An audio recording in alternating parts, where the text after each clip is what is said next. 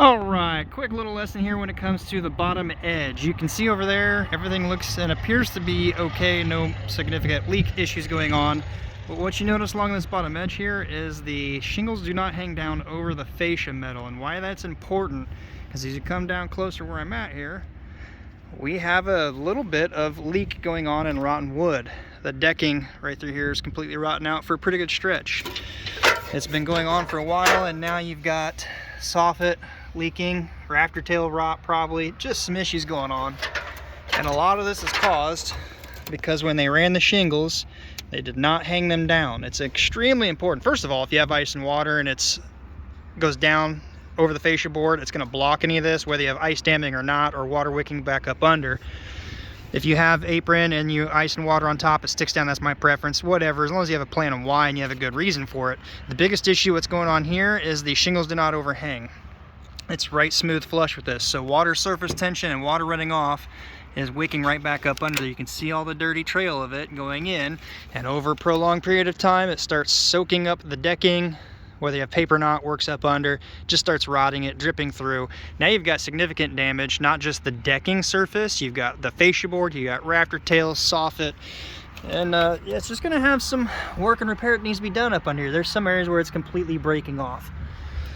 So when you're doing your bottom edge, you're getting your starter row ready to go, it's extremely important to hang it down a little bit. We typically hang down about 3/4 of an inch or so. That way as it heats up, it rolls down, gives a nice little dripping lip where it's not gonna defy gravity and go back up the backside and under.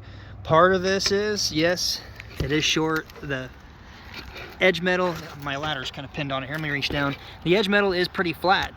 If the framers build this and they have, say, I've seen where they add a fascia board on top or a 2x6 to give a new fascia board for new gutter. I don't know if that's the case here or not. But when you come out further like that, it has a little ski jump flat spot. Then your edge metal or apron sits flat. Yes, this is gable drip edge too, it's not even apron.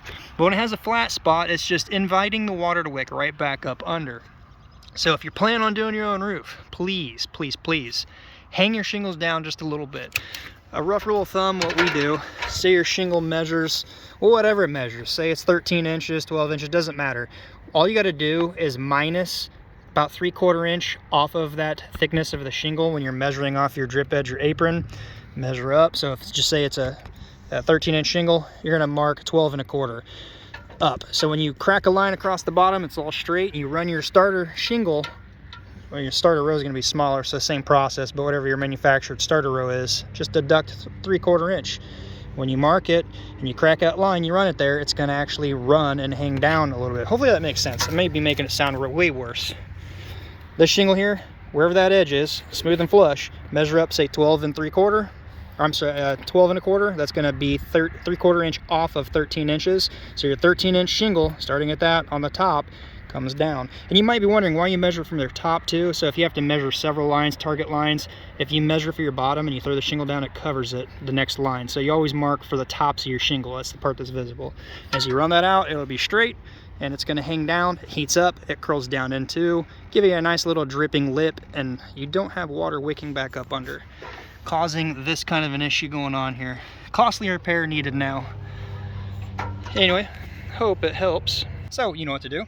Give it a thumbs up if you could. So kindly, graciously, I take the time out of my day to do this for you, so if you could, just smash it blue. It would make my day. Alright, I gotta get busy. Until next time, be safe. See you in the next video.